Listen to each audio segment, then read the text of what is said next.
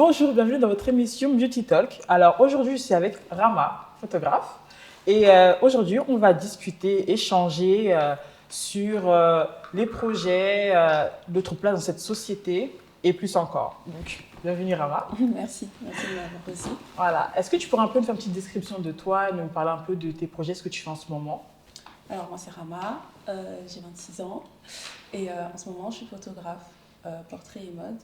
Donc, je suis en entreprise et je fais mes projets à côté aussi. Et est-ce que tu peux nous parler un peu des projets que tu fais en ce moment? Puis j'ai vu récemment, tu en as sorti un. Est-ce que tu pourrais nous en dire un peu plus? Oui, le dernier que j'ai sorti, c'est un édito avec un ami à moi.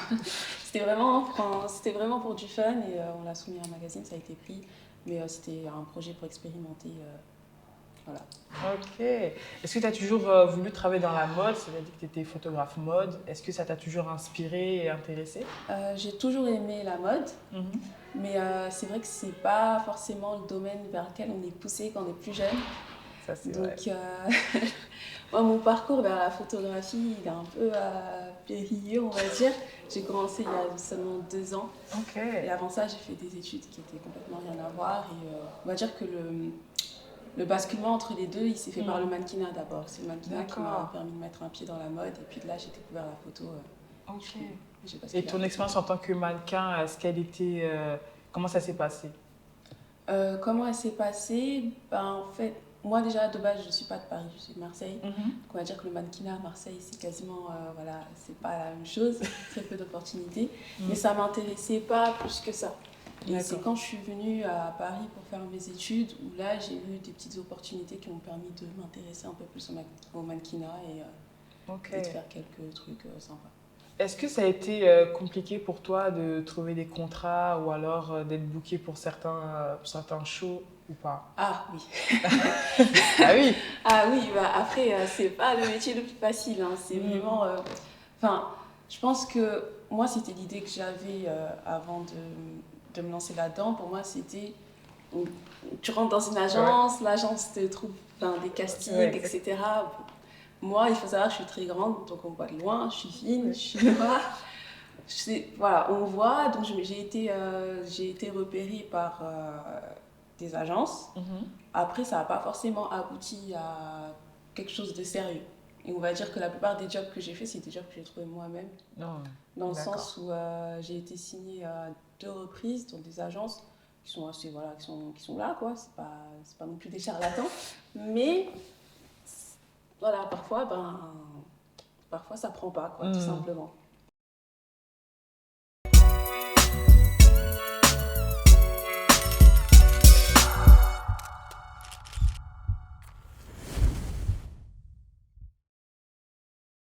Donc maintenant, cette entrevue, j'ai vraiment envie qu'on parle de la représentation de la femme noire dans les médias. Est-ce que toi, tu as ressenti ce manque de représentation et est-ce que ça t'a affecté un peu sur comment tu vois le monde et peut-être comment tu approches tes projets maintenant? En fait, je dirais qu'il y a clairement un avant et après l'apparition des réseaux sociaux. Parce que moi, par exemple, quand j'étais à la période du collège, etc., il n'y avait pas vraiment de réseaux sociaux. Enfin, c'était le tout début de Facebook. Il n'y avait pas encore d'influenceurs, il n'y avait pas encore de... Voilà, c'était Facebook pour les amis et la famille, quoi. Et c'est vrai que moi, quand j'étais ado, j'avais pas vraiment de modèle, à part Beyoncé et Rihanna. J'avais pas vraiment de modèle de femme noire. Voilà. Exactement, Naomi Campbell et encore. Et encore en France, c'était plus la génération d'avant. Exactement, ouais. C'est vrai que c'est pour ça justement que j'ai envie d'ouvrir la conversation sur le fait que nous, les jeunes filles, on est obligé d'aller chercher vraiment nos modèles comparés aux autres qui les ont vraiment juste devant eux. Et donc, je voulais savoir par exemple, comme tu parles des réseaux sociaux, et est-ce que tu penses que cela affecte un peu la vision de la femme noire que les gens ont? Parce que moi, de ce que je vois, en fait, c'est que d'un côté, c'est bien parce que on a plus de représentation. On voit un peu plus de femmes noires qui réussissent et qui s'élèvent et qui ont vraiment une carrière vraiment impressionnante. Mais d'un autre côté, j'ai aussi l'impression que ça renforce certains stéréotypes, certains préjugés, surtout par rapport à ça. Est-ce que tu vois? Je raisonne un peu avec toi là-dessus, dans le sens où je pense que c'est aussi peut-être lié à comment les réseaux sont construits. Mm. C'est-à-dire qu'à partir du moment où tu tombes sur une esthétique que tu aimes bien, par exemple, je sais pas, London, le make-up, tout ça, tu vas tomber tout le temps sur le même type de femme et sur le même type de maquillage, d'esthétique, de style, de façon de se comporter et tout. Ce qui fait que même si c'est quelque chose qui peut te plaire, ben, tu vas pas forcément voir le reste. Et ça va pousser, ça, je pense que ça peut même faire un effet boule de neige où quand tu as une tendance d'esthétique auprès des femmes noires, ben, ça va inspirer d'autres jeunes filles qui vont faire la même chose. Et au final, on va tous se conformer à une seule vision de la femme noire dite belle. Et si tu rentres pas là-dedans, ben, tu es juste noire, quoi. C'est un peu ça, quoi. Voilà, c'est aussi ça le problème. Et par exemple, après aussi ce qui est dommage, c'est que souvent les dénigrements et le rabaissement et les préjugés, ça vient de chez nous.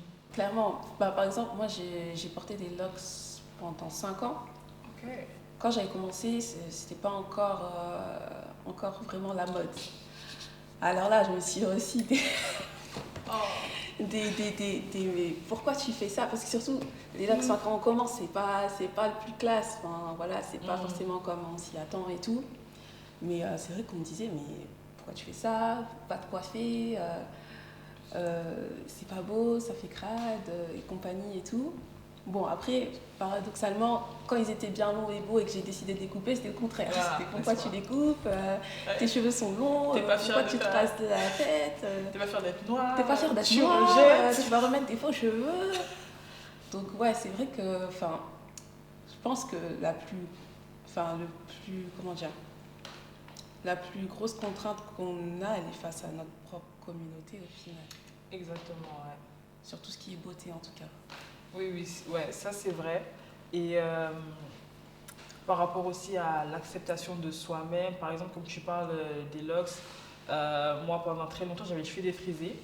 Et quand je suis revenue au naturel, j'ai eu quand même le changement de traitement.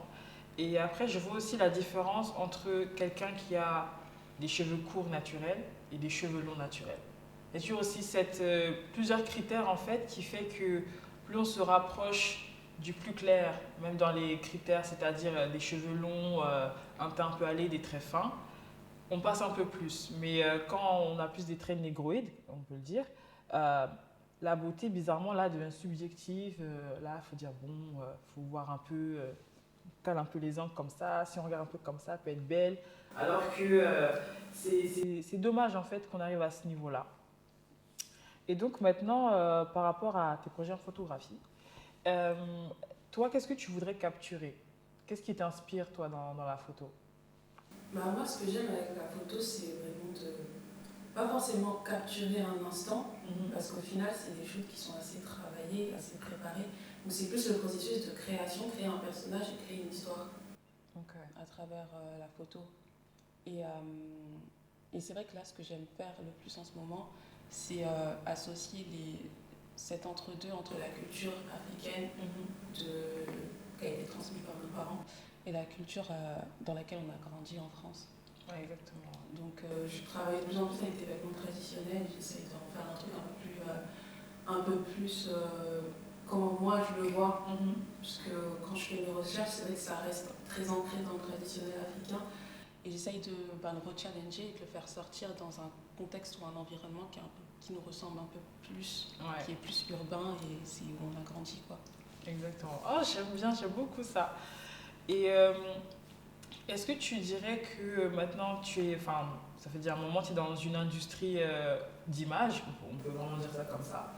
Et est-ce que tu vois que trouver par exemple des modèles ou alors même peut-être trouver des contrats, c'est un peu plus compliqué ou pas?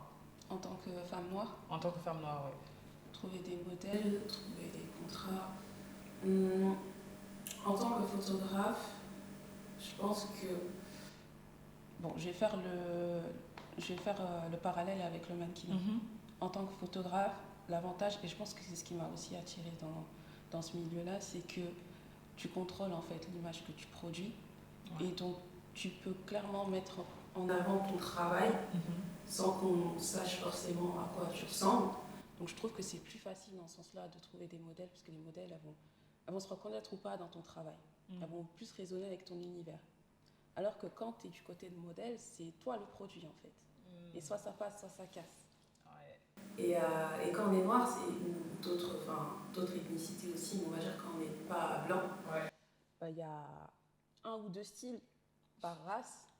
Et s'ils ont déjà travaillé il n'y a pas longtemps avec quelqu'un qui correspond à ce style-là, toi, on te rappellera dans 6 mois, quoi. Oh, wow.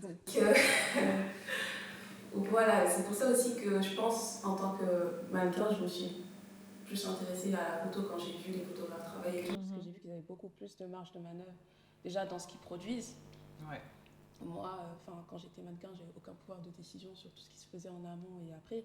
J'étais juste là, je faisais ce sur quoi j'avais le pouvoir, je posais, etc. Mais après, les photos, des fois, elles sortaient pas du tout comme ce que j'avais en tête, parce que c'était pas ce qui était prévu au départ.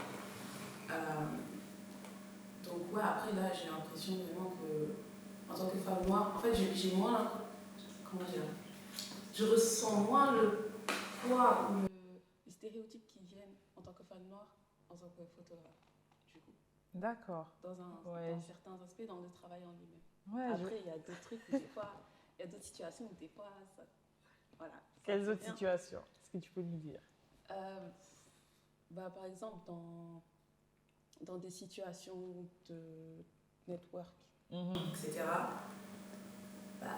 Des fois, peut-être c'est parce que j'ai encore, je sais pas, peut-être que j'ai pas encore assez la confiance ou le charisme de présenter mon travail de manière assez, voilà, où je m'impose et tout. Ouais. Mais tu as quand même le sentiment, et je pense que c'est aussi plus lié au fait que tu sois une femme, d'être un peu sous-estimée ou vue comme voilà, pas quelqu'un qui fait des trucs pas très sérieux, juste un petit hobby. Exactement. Tu prends ton iPhone, tu prends des photos. Un petit hobby, direct, ça fait si tu veux, je t'explique ci et ça.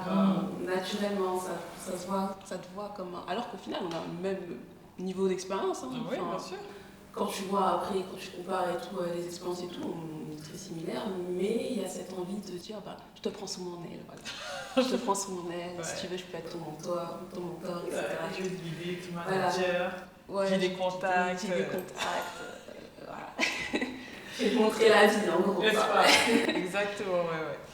Ça, je pense, ça, c'est vraiment aussi, je pense, un truc vraiment de femme. Ouais, je pense. Dès qu'on veut aller dans la cour des grands, entre guillemets, bizarrement, si on n'y arrive pas à côté d'un homme à nos côtés, on ne va pas y arriver. Si on n'a pas ces contacts, on ne va pas y arriver.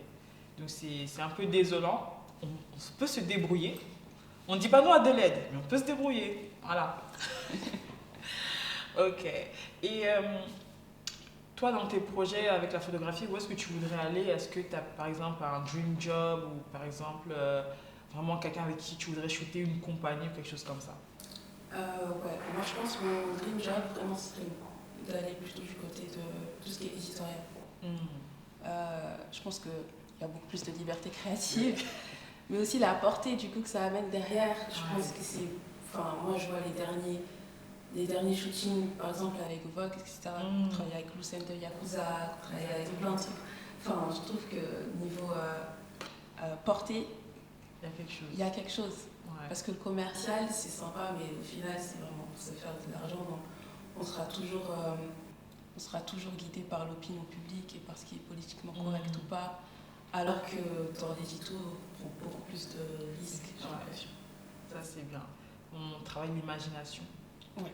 Et on challenge notre créativité. C'est ça qui est super intéressant. Bon, merci beaucoup pour cette entrevue. Merci d'être venu, d'avoir accepté. Voilà, merci pour l'invitation. C'est super. Donc, je vous invite à aller suivre Rama. Franchement, un travail assez incroyable. On vous mettra son Instagram juste après. Et à très bientôt pour un prochain épisode. Bye!